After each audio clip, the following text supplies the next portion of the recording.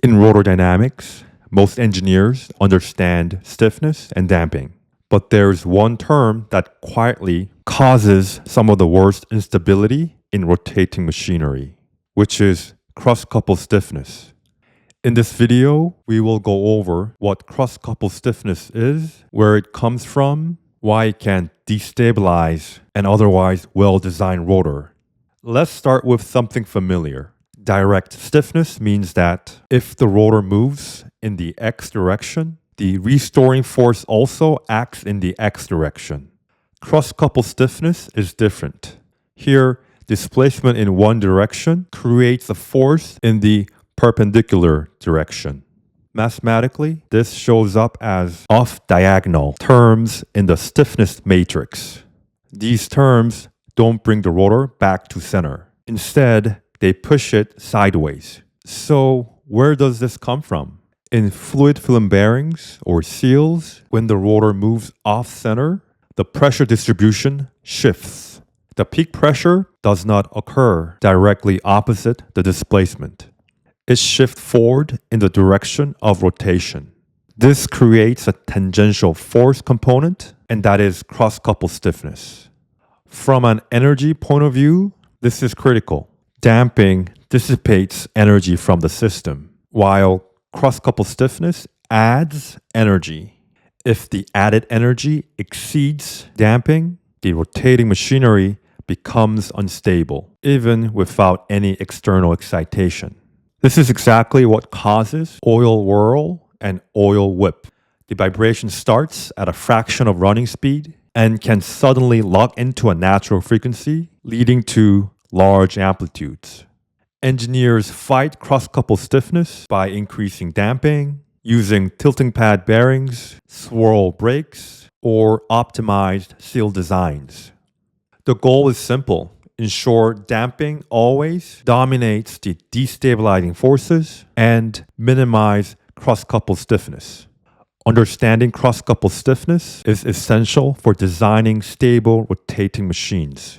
If you ignore this, the machine will remind you during operation. Now let's look at 3 real industrial machines where cross-coupled stiffness caused instability and how engineers fixed it. Our first case is an 11-stage barrel pump operating at 6,600 RPM. This machine experienced significant vibration problems during operation. The vibration appeared at about 0.7 times running speed. This is a red flag for a self-excited instability. As temperature increased, the problem became worse, eventually leading to shaft-to-seal contact. The root cause was the high circumferential velocity of the fluid entering the annular seals.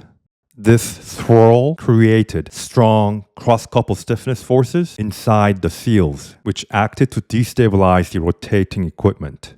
To address this, engineers installed swirl brakes at the seal inlets. The swirl brakes sharply reduced the fluid circumferential velocity before it enters the seal, directly attacking the source of cross-coupled stiffness. Rotor dynamic analysis showed a clear improvement. The log decrement shifted from negative to positive, confirming that the system moved from unstable to stable.